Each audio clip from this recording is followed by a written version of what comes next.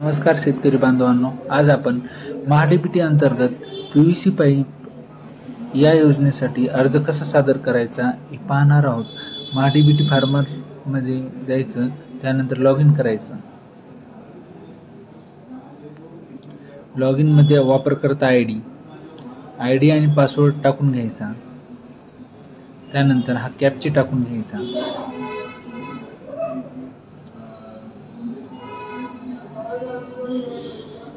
नंतर log in करायचं। Log in करा मध्ये गेल्यानंतर अर्ज करा ह्या ऑप्शनवर क्लिक करायचं।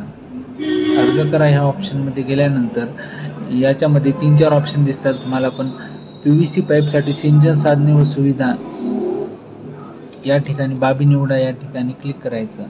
त्यानंतर इथे आपल्या तालुका येईल, त्यानंतर गाव येईल, नंतर मुख्य घटक निवडायचा। मुख्य घटक मध्ये सिंचन साधने व सुविधा निवडायचं, नंतर बाब निवडायची। यामध्ये पाईप्स मध्ये जायचं। पाईप्स मध्ये गेल्यानंतर उपघटक निवडायचा, पीव्हीसी पाईप्स। यानंतर यामध्ये पाईपची लांबी मीटर मध्ये, म्हणजे इथे कसं 60 मीटर ते 428 मीटर पर्यंत आपल्याला निवडता येते।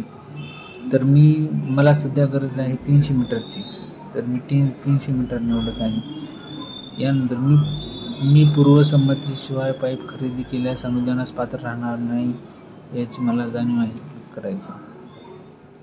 तर जतन करा। जतन केल्यानंतर घटक यशस्वीपणे अर्ज समाविष्ट केला आहे, आपणास आणखी घटक निवडायचे आहेत का, तर नो करायचं। यानंतर अर्ज सादर करा ऑप्शनवर निवडल्याची खातरजमा करा। आणखी बाबींचा समावेश करायचा असल्यास मेनूवर जा या बटनावर क्लिक करा, अन्यथा अर्ज सादर करा। नंतर पहा, यामध्ये तुम्हाला क्रम लावायचा आहे। यामध्ये मी फर्स्ट प्रेफरन्स माझा स्वयंचलित अवजारीमध्ये देईल, मनुष्यचलित अवजारीमध्ये, तर टोकन यंत्राला देईल फर्स्ट प्रेफरन्स। त्यानंतर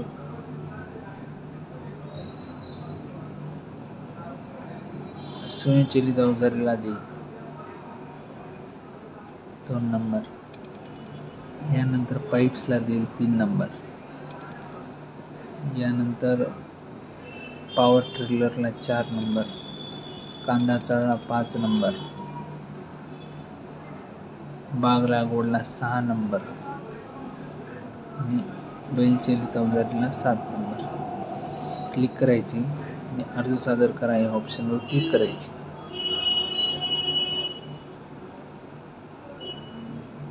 आपण घटकासाठी यशस्वीपणे अर्ज केला आहे, ओके।